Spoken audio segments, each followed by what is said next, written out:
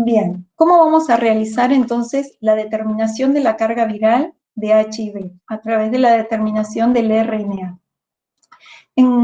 Tenemos o contamos con métodos comerciales que ya están validados internacionalmente y pueden presentar las plataformas de RT-PCR cuantitativa del estilo de branching DNA. Recuerdan que en este caso se amplificaba la señal, no el material genético, y también mediante la plataforma de NASBA, cuando era una amplificación del material genético isotérmica. Aquí en este cuadro podemos ver distintos equipos disponibles actualmente, entonces para la determinación de la carga viral de HIV mediante RNA. Encontramos distintas marcas comerciales que van a estar proveyendo distintos tipos de plataformas. La mayoría de estos son sistemas automáticos, automatizados, ya desde la extracción de la muestra, de la extracción del material genético del virus en la muestra y la amplificación.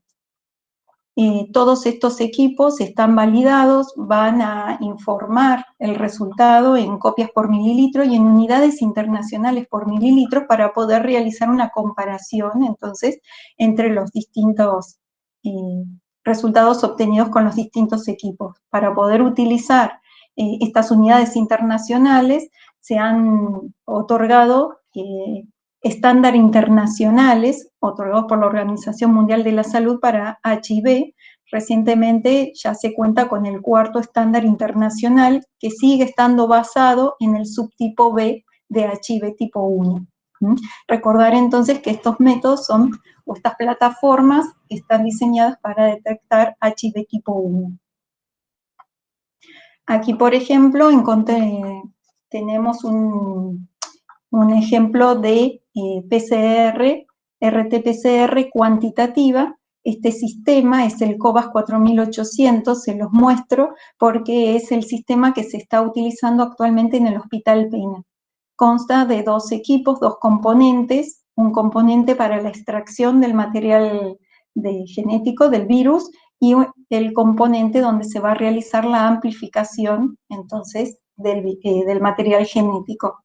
Está totalmente automatizado y este tipo, entonces, de sistema lo que va a permitir es detectar HIV tipo 1 también incluyendo los grupos M, N y O. Y cuenta con un sistema de blanco dual, es decir, tiene primers que van a estar dirigidos hacia la zona del genoma GAG y Long Terminal Repeat de HIV tipo 1, que lo que hace es utilizar estas zonas porque son las que están menos sujetas a la presión por drogas. Todos estos sistemas han sido optimizados, se los menciono porque los van a ver con mucho detalle en el trabajo práctico. Van a ver cómo funciona, cómo se determina la carga viral y demás. Todos estos sistemas, todas estas plataformas que se pueden utilizar, tienen un estándar interno que va a permitir entonces realizar la cuantificación y también entonces sufrir todos los mismos procesos que van sufriendo la muestra y ser un control entonces del procesamiento que haya sido adecuado.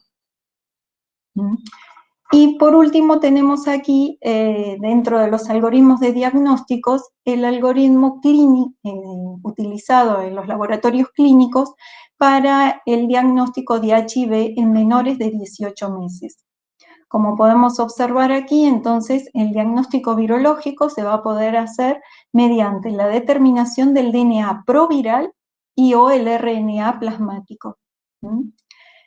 Esto se divide en 2 grupos. Uno, en los niños que no han sido estudiados al nacer.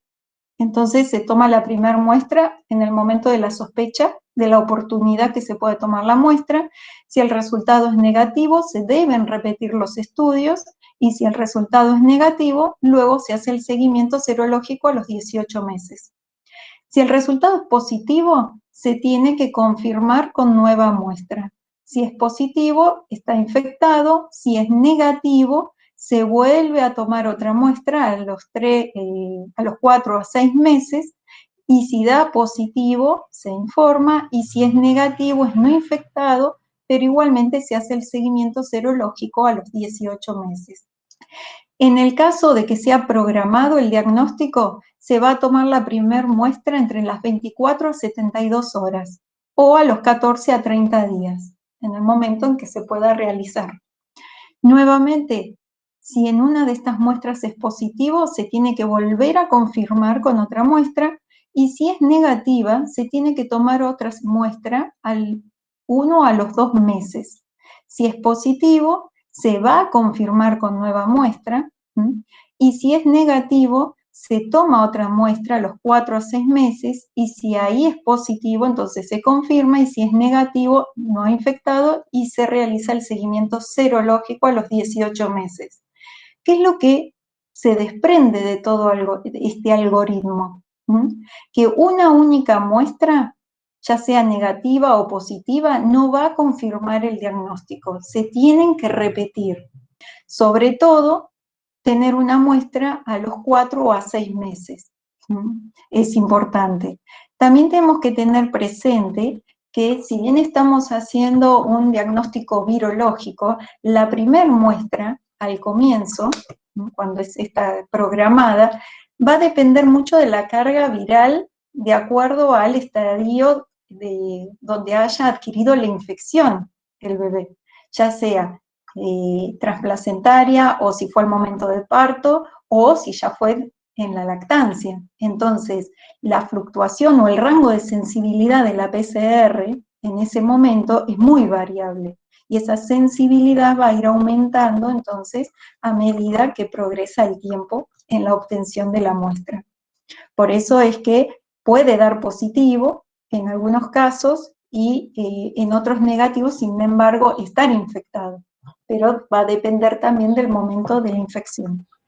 Tengamos presente también que en la mujer embarazada se realiza el screening para HIV durante los 3 trimestres del embarazo, y eso es muy importante entonces a la hora de poder realizar un diagnóstico y tomar las medidas de prevención necesarias para evitar la transmisión perinatal. Se tiene tratamiento, entonces, que puede administrarse a la mujer embarazada para disminuir entonces la transmisión al bebé. Cuando esto no se ha podido realizar durante el embarazo, también si se puede determinar la infección o la presunta infección, por ejemplo, llegado el momento del parto, lo que se recomienda en ese caso entonces es cesárea y que no amamante. Con respecto al futuro, para los algoritmos diagnósticos, la determinación de infección por HIV, tenemos que tener en cuenta los resultados individuales para el tamizaje de antígenos y anticuerpos, que esto es lo que ya viene avanzando, los test rápidos confirmatorios que determinen anticuerpos HIV tipo 1 y tipo 2, las PCR comerciales para HIV tipo 2, y mejores test rápidos utilizados en los centros de testeo voluntario. ¿Eso qué quiere decir?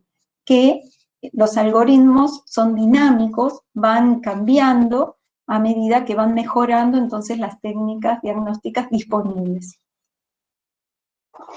Tengamos presente entonces que la vigilancia de casos de infección por HIV tiene el objetivo de contar con información sobre la carga de la enfermedad, de las tendencias, el perfil de las personas infectadas y el impacto de las respuestas a la misma, a fin de orientar las políticas de prevención y atención, por lo cual es una enfermedad o es una infección de notificación. Ahí está el módulo de notificación de casos de HIV, SIDA y de mortalidad. Contamos con la ficha de investigación epidemiológica específica y también los estudios de laboratorio, mediante entonces el sistema, el SIVILA, Sistema Nacional de Vigilancia Laboratorial. ¿Y esto para qué? Para las notificaciones de partos de mujeres con HIV, pedidos de leche maternizada para niños expuestos a una transmisión vertical y para las solicitudes de medicación o estudios de monitoreo viral del sistema público de salud. Siempre tener en cuenta entonces la confidencialidad también a la hora de hacer las determinaciones para el diagnóstico de HIV. La codificación también de la muestra para mantener esa confidencialidad. Aquí tenemos un caso clínico para ver cómo integramos entonces estos algoritmos diagnósticos que estuvimos viendo hasta el momento. Un paciente de 33 años de edad, sin antecedentes de interés, que acude a urgencias por presentar síndrome febril de hasta 39 grados centígrados, acompañado de amigdalitis pultácea con componente necrótica, poliadenopatía, astenia intensa y rash generalizado, compatible con síndrome mononucleósico que requirió ingreso hospitalario para su filiación. En las pruebas serológicas solicitadas al laboratorio de microbiología se obtuvieron los siguientes resultados: sífilis, IgG e IgM negativas, citomegalovirus, IgG e IgM positivas y negativas respectivamente. El virus de hepatitis C negativos, antígeno de superficie para el virus de hepatitis B negativo, todo esto anti S de hepatitis B y anticore negativo, todo eso para determinación del virus de hepatitis B, que lo vamos a ver en la clase siguiente. Todo eso les dieron negativos. Y toxo también negativos. Entonces, ¿qué podría estar pasando? Tiene, con todas estas características, un síndrome mononucleósico. Pero el citomegalovirus, ¿qué dio? IgG positiva, pero la IgM negativa, o sea que no sería el agente etiológico que estaría interviniendo en ese cuadro. Se podría también solicitar estudios para Epstein-Barr, pero con la edad del paciente y demás, ¿en qué se piensa? Como habíamos visto al comienzo de la clase, entonces también tenemos que tener en cuenta el agente etiológico de HIV para estos casos. Y entonces se pide en este momento en urgencias un ELISA, un EIA, urgente de cuarta generación, utilizado entonces por el laboratorio, en este caso para el cribado urgente de los donantes de órganos con un resultado reactivo. Y este es el punto que les dio, 1.12. En realidad es un resultado reactivo débil, quiere indicarles eso. Entonces el ELISA de cuarta generación da un resultado reactivo débil. ¿Y esto qué podría estar diciendo? Probablemente puede ser por la presencia del antígeno P24 de HIV tipo 1 en suero. Al primer día de ingreso, entonces, en el hospital se realiza una nueva determinación de anticuerpos por la técnica de ELISA, pero ahora de tercera generación, utilizada de rutina en el laboratorio con un resultado no reactivo. Y realizan como método confirmatorio el método convencional que se usaba antes, el Western blot, de las dos muestras de suero obtenidos también. Es negativa. Entonces, tenemos una ELISA de cuarta generación reactivo débil, una ELISA de tercera generación no reactivo, y cuando hacen el Western blot de las dos muestras, es negativo. Entonces, ¿qué podría estar pasando? Se realiza la carga viral y el RNA para HIV tipo 1 en plasma da en más de 1 millón de copias por mililitro, es decir, de más de 6 logaritmos en base 10. Esto también es importante cuando se informan los resultados de las cargas virales, además de copias por mililitro, las unidades internacionales, también informar en base al logaritmo 10. ¿Y esto qué nos puede estar indicando entonces? Tenemos el resultado confirmatorio ahora de la infección por HIV tipo 1, y lo que nos está hablando es de un síndrome retroviral agudo. Es decir, todavía no hubo seroconversión a anticuerpos, pero sí se detecta el material genético. En este paciente, después de 9 días más, se positiviza entonces el ELISA de tercera generación y el Western blot. Entonces, este es un ejemplo para poder observar que un resultado positivo de la ELISA de cuarta generación no siempre se resuelve entonces con el método confirmatorio de Western blot. Recordar entonces nuestro algoritmo recomienda primero realizar entonces como método confirmatorio la carga viral, y si la carga viral es no detectable, entonces recién ahí derivar al método de Western blot. Bien, entonces hasta ahora ya llegamos a realizar el diagnóstico de infección por HIV. ¿Cómo vamos a hacer el seguimiento de ese paciente? Lo vamos a monitorear entonces con la carga viral, que se utiliza para el pronóstico y el monitoreo de infecciones virales por los métodos que vimos recién.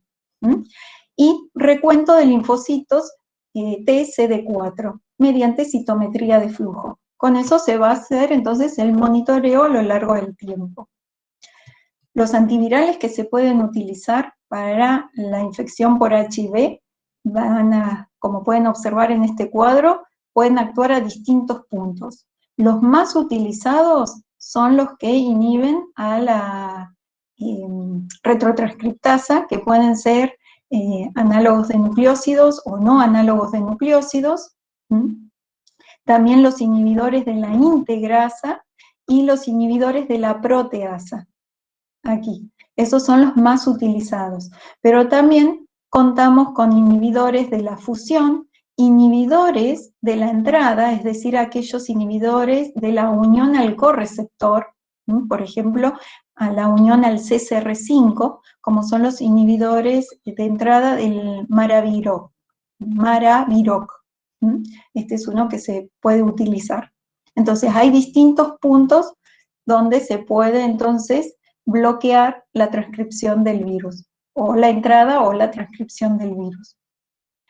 Una vez que se produce entonces la infección por HIV, se realiza el diagnóstico, se tiene la carga viral, el recuento de linfocitos TCD4, se instaura el tratamiento antirretroviral elegido para un caso en particular, un paciente en particular, hay un freno de la replicación viral y se propicia entonces la restauración de la función inmune. Esto va a prevenir la aparición de SIDA, mejora la calidad de vida y prolonga la expectativa de vida. Pero sobre todo también tengamos en cuenta hoy en día que previene la transmisión de HIV. Entonces no solo tiene un impacto a nivel individual, mejorando entonces la calidad de vida de ese paciente, porque al restaurar la función inmune y cuanto antes se realice la terapia antirretroviral, también se va a disminuir ese estado proinflamatorio que genera la infección y que lleva a la aparición de otras enfermedades propias de este estado proinflamatorio que podrían producirse a lo largo de la vida con los años, mucho más adelante, y sin embargo en estos pacientes se produce antes. Si se instaura esta terapia antirretroviral cuanto antes, esto también mejora. Por eso hablamos también de la mejora en la calidad de vida. Y sobre todo entonces, si logramos que las personas HIV positivas tengan una carga viral indetectable, no transmiten entonces la infección. Bien, entonces estamos aquí ahora con el monitoreo del paciente, con carga viral y con recuento de linfocitos TCD4. Aquí podemos ver entonces en este esquema, desde que el pronóstico y decisión terapéutica, aquí podemos observar la carga del virus, la eficacia terapéutica, cómo va disminuyendo entonces la carga viral hasta hacerse indetectable, y puede ocurrir que durante este monitoreo de la respuesta pueda empezar a detectarse el material genético y este pueda ir aumentando. Entonces aquí podemos estar ante la aparición de una falla terapéutica o desarrollo de resistencia. ¿Qué es lo que puede estar pasando? Tengamos en cuenta esto. En el paciente que adquiere la infección por HIV, habíamos dicho que se generaban distintas cuasiespecies. Recuerdan todos los mecanismos de variación entonces del virus, tanto mutaciones como recombinaciones dentro del hospedador. En este caso, entonces, aquí lo que podemos ver es que había una cepa viral predominante o una cuasiespecie predominante que cuando se administraba entonces la terapia antirretroviral comenzaba a disminuir, era sensible. Pero ¿qué pasaba? Podía haber aparecido otra cuasiespecie en menor cantidad que no sea sensible a la terapia antirretroviral que se haya instaurado. Y esa va a empezar a aumentar con el tiempo. Y es la que va a estar provocando entonces esa recaída, o en sí lo que se puede hablar de fallo, entonces, de la terapia.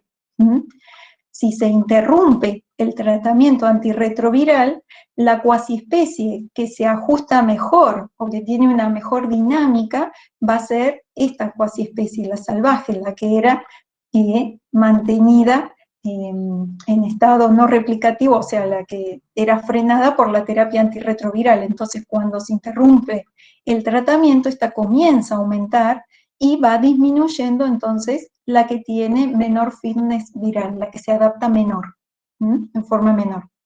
Con todo esto, entonces, lo que tenemos que tener en cuenta que es, si un paciente estaba bajo terapia antirretroviral y comienza a fallar esa terapia, aumenta entonces esta cepa resistente, y esa es la que vamos a tener que determinar mediante algún ensayo, para poder luego evaluar cuál va a ser el mejor tratamiento para ese paciente.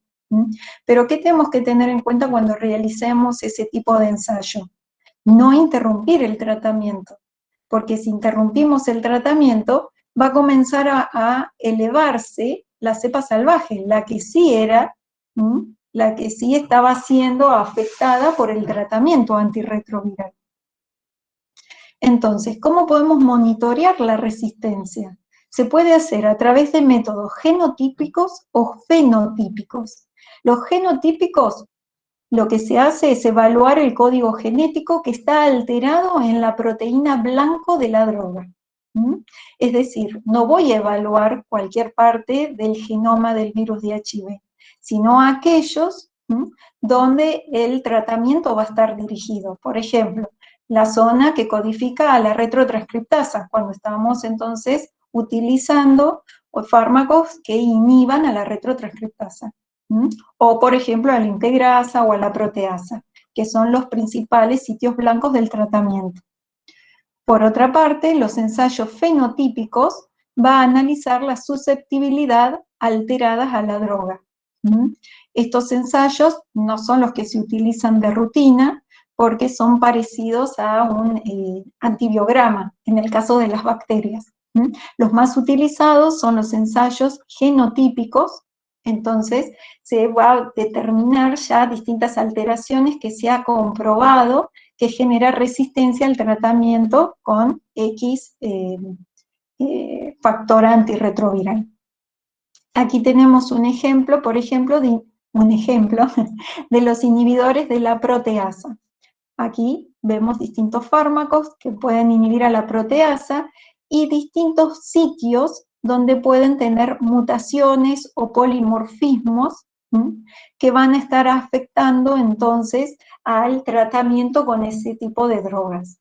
Por ejemplo, en rojo están marcados mutaciones primarias, en verdes mutaciones secundarias y polimorfismos en este color naranja, aquí. Entonces, de esta forma se puede determinar si hay resistencia a ese tratamiento en particular, a ese fármaco en particular, estudiando entonces el genoma, que está codificando para que está codificando para esa proteína que va a ser blanco del tratamiento. Con respecto a los distintos tipos de ensayos de genotipificación de la resistencia antirretroviral, existen varios. Aquí les doy un ejemplo, que es el sistema Trugin de HIV1 que se usaba a través del Ministerio de Salud. Este consta de la extracción del ARN a partir del plasma y se amplifica por RT-PCR un fragmento de ADN complementario del gen, de la proteasa y de la región 5' de la retrotranscriptasa viral. Luego hay secuenciación automática, detección de mutaciones por comparación con la secuencia del genotipo salvaje.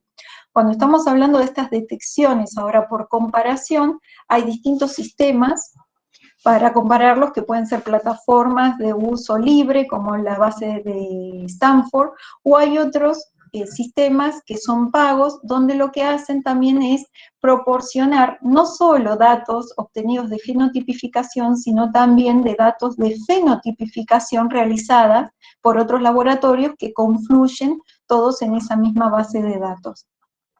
En este caso veamos que el test de resistencia está dirigido para la proteasa y la retrotranscriptasa. Si ese paciente estuviera con un tratamiento contra la integrasa, también tendríamos que realizar un ensayo entonces de genotipificación para la integrasa. Entonces, lo que les comenté recién, esto del fenotipo virtual, que es una base de datos relacionada entre genotipo y fenotipo. Pero que lo que se realiza es la genotipificación y luego se compara con esta base de datos, que integra ambos criterios. ¿Qué tenemos que tener en cuenta de los test genotípicos y fenotípicos? Es que tienen algunas limitaciones. Una de ellas es que necesita una carga viral de más de 1000 copias por mililitros para poder amplificar, que está disminuida la confiabilidad para subtipos virales que no sean B, la limitada habilidad para detectar poblaciones virales minoritarias, menor al 20%.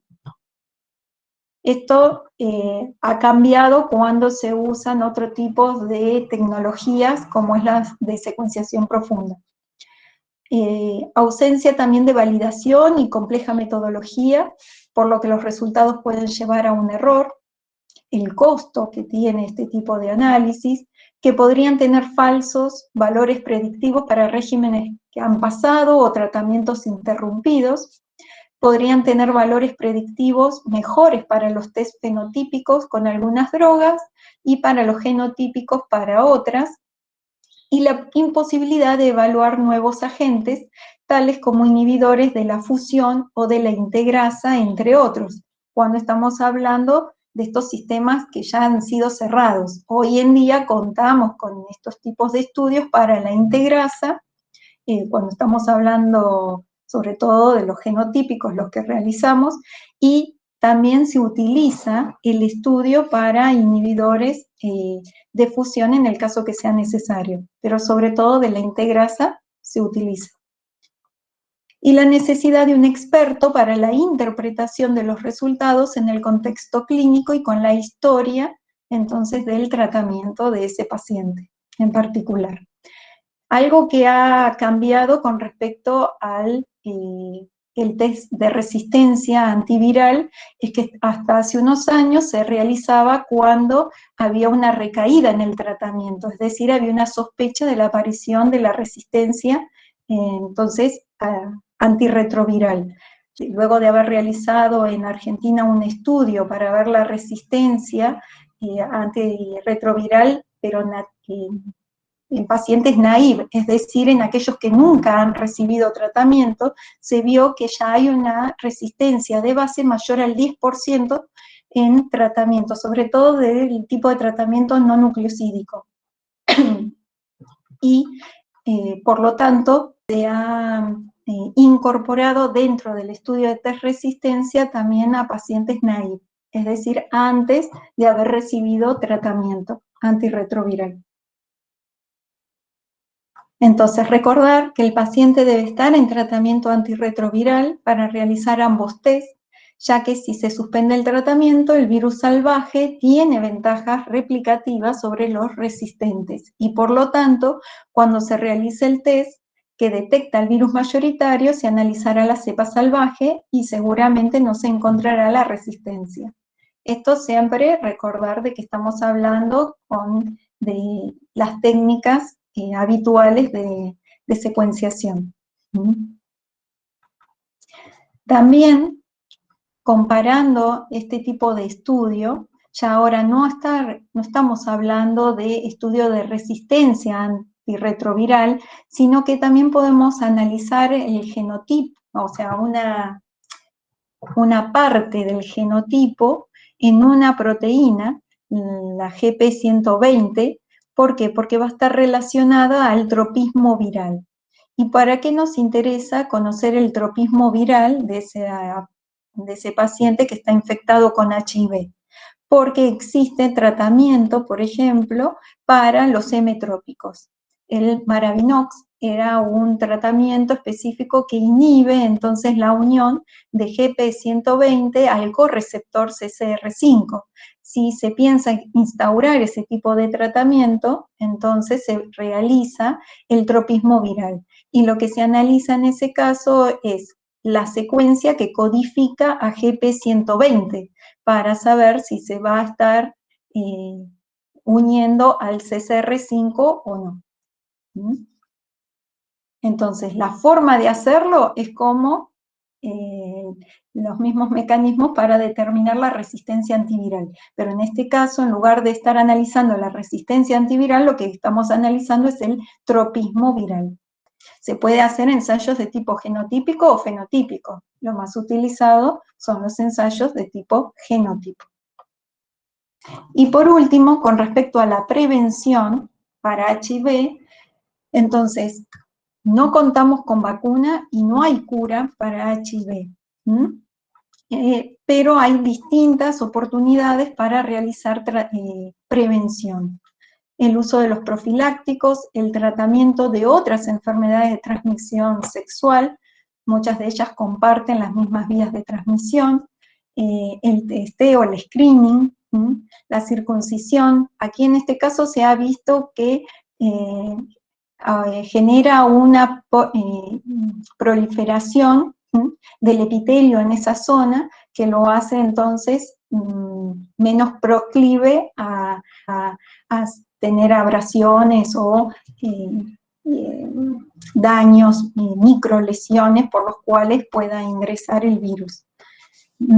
Tratamiento también de adicciones, todo lo que tenga que ver con una mayor prevalencia o una mayor posibilidad de las vías de transmisión asociadas a HIV. También contamos con, bueno, educación y distintos cambios con respecto al comportamiento, la terapia antirretroviral, porque entonces, como les dije hoy, si se disminuye a un nivel indetectable la carga viral del paciente que está infectado, no lo transmite, y también la profilaxis de preexposición. Esto se puede otorgar, son tratamientos con antirretrovirales en personas que tengan alto riesgo de poder contraer la infección. Con respecto también al tratamiento antirretroviral, se puede otorgar en forma rápida, lo más rápido posible, en personas que hayan adquirido o hayan sufrido un accidente cortopunzante y también violación sexual. En todos estos casos hay protocolos entonces para administrar terapia antirretroviral dentro de las horas, lo más rápido posible. De acuerdo al caso, el infectólogo evaluará el tiempo. Lo mejor es lo antes posible, entonces administrar este tratamiento antirretroviral. Con respecto a las vacunas, aquí en esta diapositiva lo que les quise mostrar es todo lo que se puede generar con distintas plataformas para obtener vacunas, que lo que se va a necesitar es, por un lado, para bloquear la adquisición de HIV, esto sería para prevenir, y otro tipo de vacunas en los que se quiera lograr también el control de la replicación de HIV, que en este caso podemos estar hablando de vacunas terapéuticas en este extremo, no para la prevención, sino para, entonces, mantener que el virus no se pueda replicar. Aquí tenemos, entonces, en este esquema, distintas estrategias o plataformas para la producción de vacunas, desde vectores virales, vectores bacterianos, DNA desnudo, el DNA en liposomas, proteínas o partículas semejantes a los virus, y las células dendríticas activadas. Aquí les quise poner un ejemplo de una vacuna terapéutica que se encuentra en fase 2A. Esta vacuna es terapéutica, quiere decir que no es para prevenir la infección, sino justamente para mantener indetectables los niveles del RNA del virus. Esta vacuna está compuesta por un RNA mensajero del virus, o sea, que codifica, sí, del virus, y con un coadyuvante particular que lo que hace es estimular a las células dendríticas para que reconozcan entonces al virus. Y de esta manera mantenerlas activas, ¿sí? Y que propicien entonces justamente el tener una menor replicación viral. Por eso es que hablamos de vacuna terapéutica en ese caso. No es que va a prevenir la infección. Mucho se ha estado estudiando y tratando de generar distintas formas para poder curar el HIV. Cuando hablamos de cura, podemos hablar de cura aséptica o de cura funcional. Una, por ejemplo, de cura funcional sería esa vacuna terapéutica, porque sería una persona que no necesitaría una terapia antirretroviral, sino que con esa vacuna terapéutica se mantendría controlado entonces que no haya replicación del virus, pero el virus seguiría estando insertado como ADN proviral en las células. En cambio, cuando hablamos de una cura aséptica, ahí estamos hablando de la eliminación completa del virus, entonces se tendría que eliminar el ADN proviral también. Y para ello mucho se ha estado estudiando con esta nueva técnica de edición del ADN, como es la técnica de CRISPR-Cas. Aquí les dejo dos trabajos donde hablan al respecto, donde entonces se podría dirigir este sistema de edición para poder eliminar el ADN proviral del virus. Lo que ocurre es que a medida que se fue probando, justamente hay variaciones, mutaciones en el virus que dificultan estas técnicas justamente de edición del ADN. También hay que tener en cuenta que el virus de HIV queda alojado en distintos nichos donde puede permanecer latente o que quede en órganos o lugares donde no haya vigilancia o lugares de inmunoprivilegio. Por un lado, la latencia. Por ejemplo, los linfocitos T en reposo mantienen al HIV en latencia. Hay muchos estudios también donde intentan con distintos tipos de drogas de tratamiento realizar entonces ahora la reactivación de estos linfocitos para que puedan entonces transcribir al virus, que se forme la partícula viral y pueda ser detectada por el sistema inmune, y de esta manera entonces ser eliminados. Pero bueno, hay mucho trabajo desde distintos enfoques para poder llegar a una cura de alguna de estas maneras o poder controlar entonces la replicación del virus.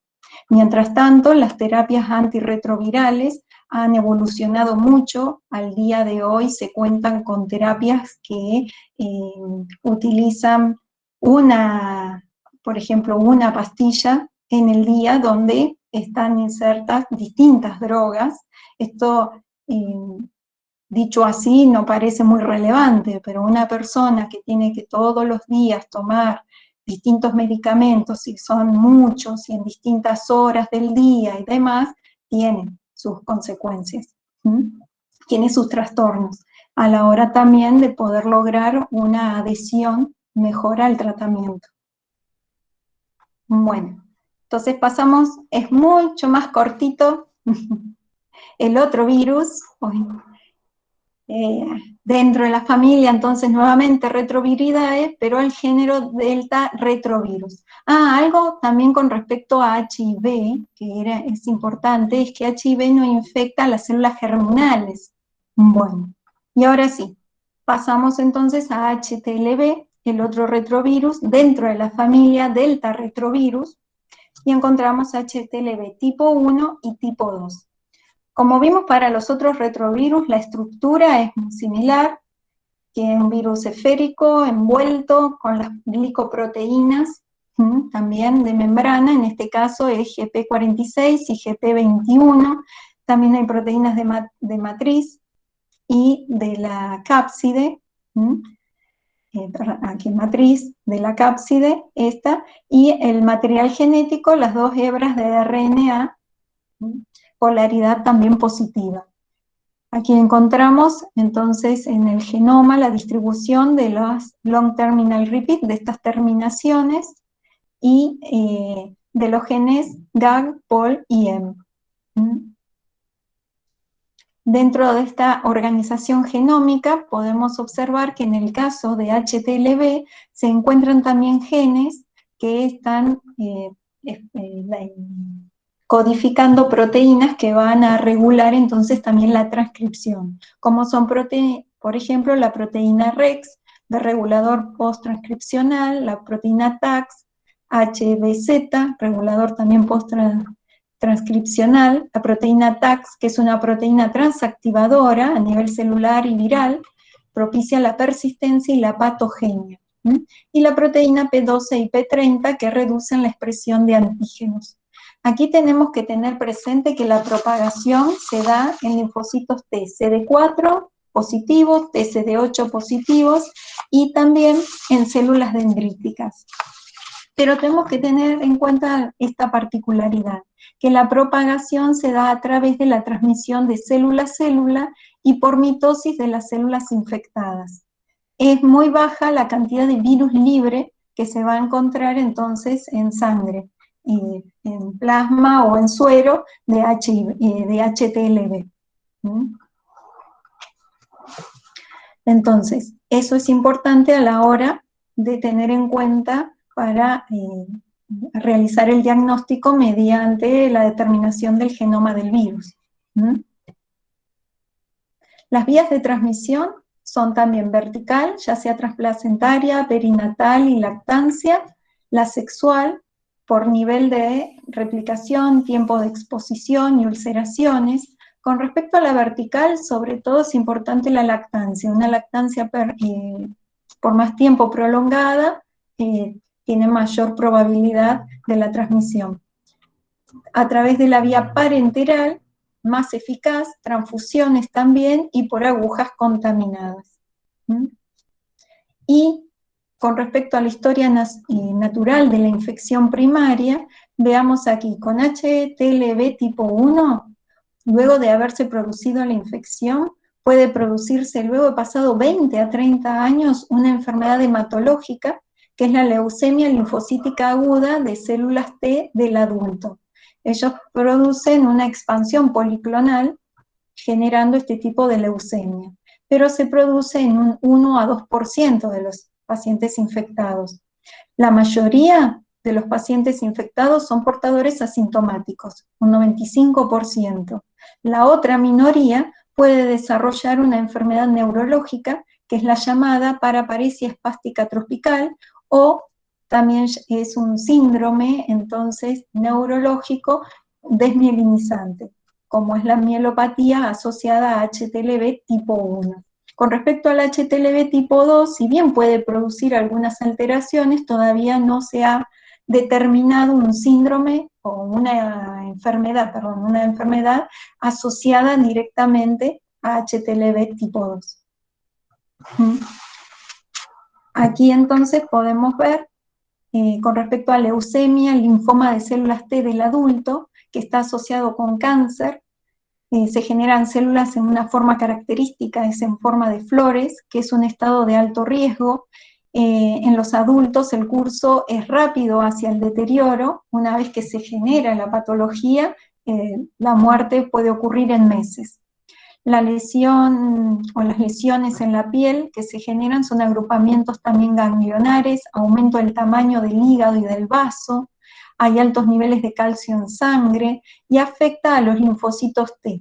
Entonces produce un desequilibrio también del sistema de defensa, pérdida de control, división celular y muerte por apoptosis.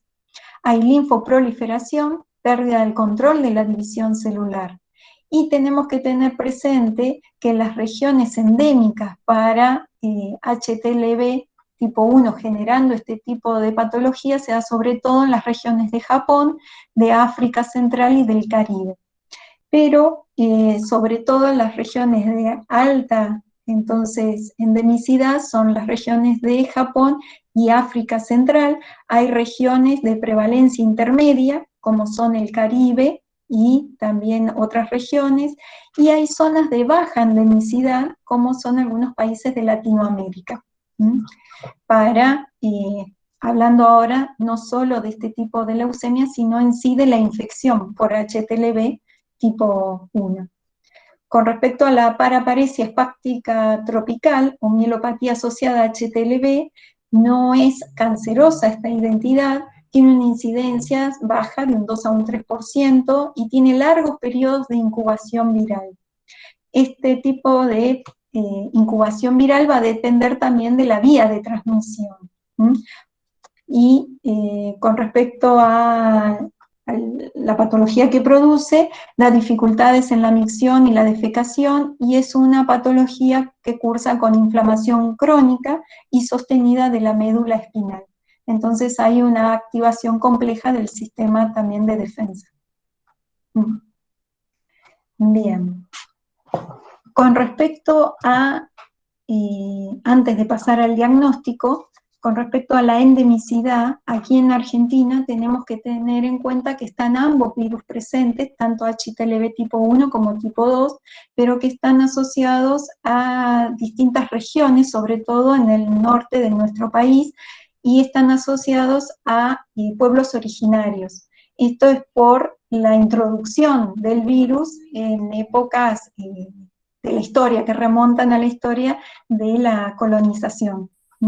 Entonces, es importante tenerlo en cuenta en estas poblaciones, sobre todo en la transmisión perinatal, más que nada durante la lactancia por los periodos prolongados. Y también en población vulnerable, en pacientes que HIV positivos, pacientes de drogadicción intravenosa y demás. No solo entonces en pueblos originarios, sino también ahora ya en otras condiciones de vulnerabilidad también. Hay una incidencia baja, pero presente, que se puede determinar también en banco de sangre. Bien, entonces el diagnóstico. Se va a realizar el diagnóstico mediante serología, el cual se puede hacer por detección de anticuerpos por ELISA, o también se puede utilizar el método confirmatorio de Western Blot. Tenemos nosotros, aquí les dejé la ley provincial de hemoterapia, a partir de la cual entonces en toda muestra de sangre que se recibe para utilizar para la transfusión, se debe realizar el diagnóstico de HTLV, tipo 1 y tipo 2. Entonces se realiza un inmunoensayo, técnica de ELISA, tanto para la detección de HTLV tipo 1 como 2. Y para confirmar, entonces se utiliza el Western Blot para HTLV tipo 1 y tipo 2. Como podemos observar aquí, tiene un criterio entonces de positivo, negativo, indeterminado, en forma semejante a lo que se hace para el HIV. Obviamente acá con distintos marcadores. Y también lo que podemos hacer es la detección del material genético, pero en este caso no vamos a detectar el ARN, porque el ARN estaría libre. Y como vimos, en la forma de propagación dentro del hospedador, principalmente, entonces se da por expansión policlonal, por mitosis, por contacto de célula a célula, no es raro encontrarlo libre. Por lo tanto, vamos a determinar el ADN proviral. Y por ello vamos a hablar de PCR cuantitativa, vamos a decir carga proviral. ¿Y dónde vamos a realizar la determinación del ADN proviral? En las células mononucleares de sangre periférica. Esto, por ejemplo, también lo tenemos que tener en cuenta cuando hablábamos de hacer el ADN proviral en el caso de HIV. La muestra para utilizar, entonces para poder determinar el ADN proviral va a ser sangre entera, porque de ahí vamos a aislar el componente de los mononucleares de sangre periférica. En cambio, cuando hablábamos de carga viral para el caso de HIV, que vamos a determinar el RNA, ahí lo que vamos a utilizar es plasma. Se podría utilizar suero o plasma para el ARN, pero por convención se unificó utilizar plasma. ¿Por qué? Porque en el suero, cuando se genera el suero, y con con la formación del coágulo, pueden quedar atrapadas partículas del virus y entonces puede fluctuar la carga del virus que se esté determinando. Entonces, para HIV, cuando hacemos carga viral, vamos a utilizar por convención plasma. ¿Mm? Y ahí estamos determinando RNA del virus libre. Cuando determinamos ADN proviral, entonces vamos a utilizar sangre entera, sangre periférica. ¿Mm? Y para el caso también de ADN proviral para HTLV, vamos a utilizar sangre entera para poder aislar también los mononucleares. Recordemos entonces que para HIV podemos usar carga viral o carga proviral. Sobre todo carga proviral se utiliza también en el algoritmo de los niños menores de 18 meses. Y en el caso de HTLV, solo vamos a poder usar para la detección del material genético el ADN proviral. ¿Mm?